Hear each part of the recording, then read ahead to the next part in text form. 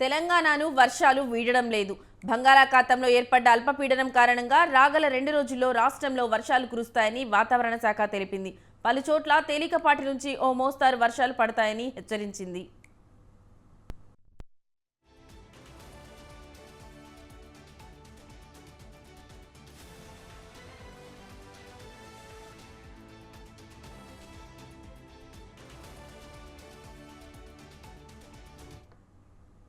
ఇవాళ ఖమ్మం, నల్గొండ, సూర్యాపేట, ఆదిలాబాద్, కొమురంభీం, ఆసిఫాబాద్, మంచిర్యాల, ములుగు, కొత్తగూడెం, మహబూబాబాద్ జిల్లాల్లో వర్షాలు కురిసే అవకాశం ఉంది.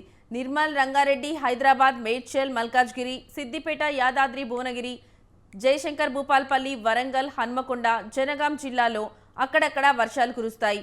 ఈ మేరకు ఆయా జిల్లాలకు అధికారులు ఎల్లో అలర్ట్ జారీ చేశారు. పలుచోట్ల ఉరుములు, మెరుపులతో కూడిన వర్షాలకు అవకాశం ఉందని తెలిపారు.